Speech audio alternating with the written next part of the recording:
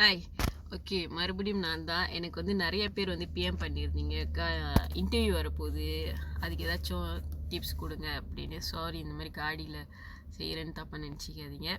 ஓகே. இதுக்கப்புறம் வந்து நான் ஒரு ஆப்ல செஞ்சேன். ஏன்னா வந்து நான் பிஎம்ல பேசுறது உங்களுக்கு புரியாம போயிருச்சுன்னா, அப்படி சொல்லிட்டு ஒரு ஆப்ல செஞ்சனால, சொந்தம் நான் ஷார்ட் ஃபார்ம்ல எழுதுனதெல்லாம். ஒய்ஜி அப்படின்னா யங்ன்னு அர்த்தம்ல. ஆனா வந்து அந்த ஆப் வந்து ஒய்ஜின்னு படிக்கும். சொந்தோவை சிடிஹெச்னு எழுதியிருந்தேன். அந்த ஆப் வந்து சிடிஹெச் அப்படின்னு படிக்கும். ஸோ நீங்கள் சொல்கிறதையும் கேட்டுக்கிட்டு அங்கே ஸ்க்ரீனில் வரதையும் நீங்கள் படிச்சுக்கோங்க. ஸோ உங்களுக்கு ரொம்ப ஹெல்ப்ஃபுல்லாக இருக்கும். இன்னொன்று, ஸ்ட்ரெயிட்டாக நடந்து போங்க. நல்லா ஸ்ட்ரெயிட்டாக நிமிர்ந்து உட்காருங்க.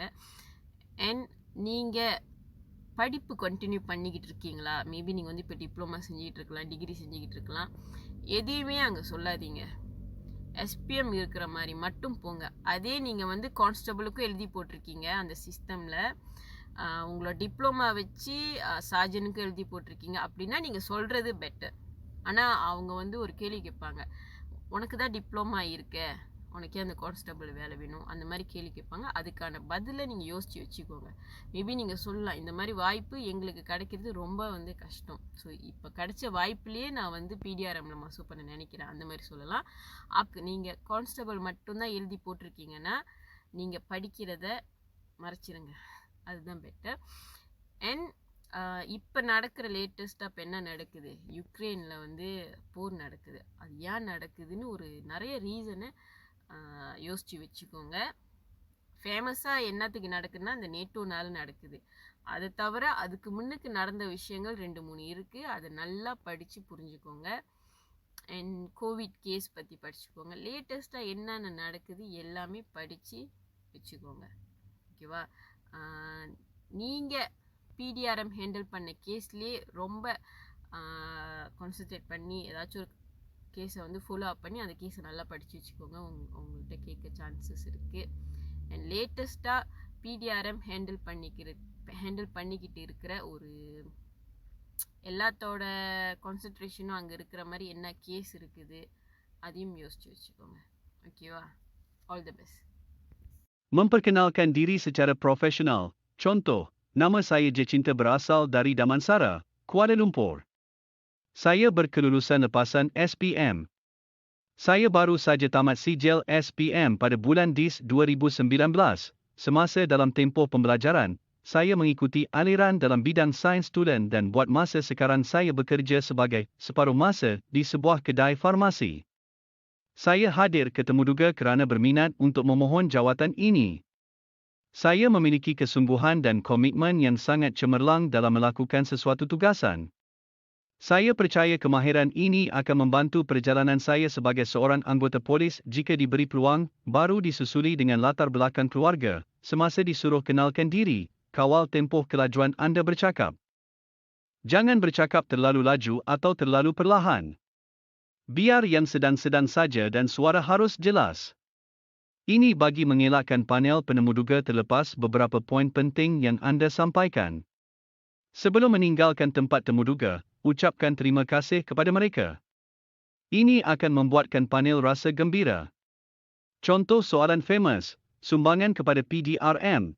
Jika ditanya apa sumbangan yang awak boleh bagi kepada PDRM jika berkhidmat nanti, contoh jawapan yang anda boleh bagi adalah, akan menjaga nama baik PDRM, kerja dengan penuh etika dan berintegriti, tidak terlibat dengan perkara yang boleh mencemarkan imej pasukan, tidak bersubahat dan bersekongkol dengan penjenayah, tidak akan mengambil rasuah. Menjalankan tugas dan amanah yang diberikan dengan penuh bertanggungjawab, tidak terlibat dengan penyalahgunaan dadah, membantu pasukan dalam menjaga keamanan dan ketenteraman awam, menyalurkan maklumat-maklumat yang boleh mengancam keselamatan negara, membantu pasukan dalam mencegah dan mengatasi masalah jenayah. Kenapa nak jadi polis? Soalan ni adalah soalan popular dalam Temuduga Lisan.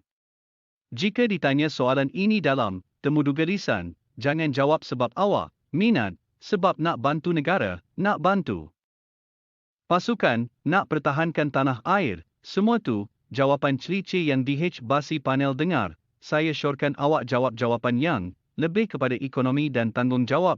Contohnya, Datuk Garis Miring Tuan, saya nak dapatkan kerja, Ini kerana saya ingin membantu keluarga. Saya nak baiki taraf hidup, mendapatkan kerja tetap yang boleh menjamin masa depan saya. Kerana saya datang bukan dari keluarga yang senang, mempunyai adik 2 YG ramai, mak ayah, hanya kerja kampung sahaja. Jika saya dipilih, sedikit sebanyak saya dapat mengubah nasib keluarga saya, memandangkan saya anak sulung dan mempunyai adik-adik yang ramai yang masih bersekolah yang memerlukan bantuan kewangan dari saya sebagai seorang abang, jika diberi peluang. Insya-Allah saya akan gunakan kesempatan ini untuk menggembirakan mak dan ayah saya kerana sayalah harapan mereka untuk membantu keluarga. Hafal nama pemimpin utama negara semasa dan bekas PM, CTH nama penuh PM, dia PM keberapa? Hafal nama penuh dan pangkat pemimpin tertinggi PDRM, CTH, KPN, T-KPN, XKPN, KP Negeri, senarai jumlah jabatan dalam PDRM. Ada 10 jabatan. Pilih satu dan tahu apa fungsinya. CTH, Jabatan Pengurusan isu-isu semasa dalam negara. CTH, pergolakan politik dan apa kesannya. Isu semasa dunia. CTH, isu COVID. Sebelum pergi interview, TGK dalam surat khabar online. Isu apa pada hari itu?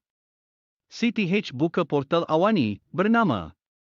Pilih seorang individu dalam PDRM yang boleh dijadikan idol. CTH, Dato' Ayub Khan Maidan Pichai Ketua Polis Johor, ambil tahu pengetahuan AM. Rajinkan membaca. CTH, berapa jumlah rakyat Malaysia? Pengetahuan asas agama, rukun Islam, iman. Pangkat dalam PDRM. Tips semasa temuduga, jangan senyap. Jika ditanya bercakap sebolehnya dan yakin. Jika tak tahu, jangan bagi tahu tak tahu. Olah sebaiknya. Janji yakin. Jika ditanya tentang pendapat, terangkan apa pandangan anda tentang tajuk yang diberikan. Biar nampak idea bernas dan profesional. Gaya cakap perlu yakin. Body language, gaya tangan. Pergerakan badan, kadang dua mainkan peranan untuk meyakinkan orang. Eye contact jangan lupa.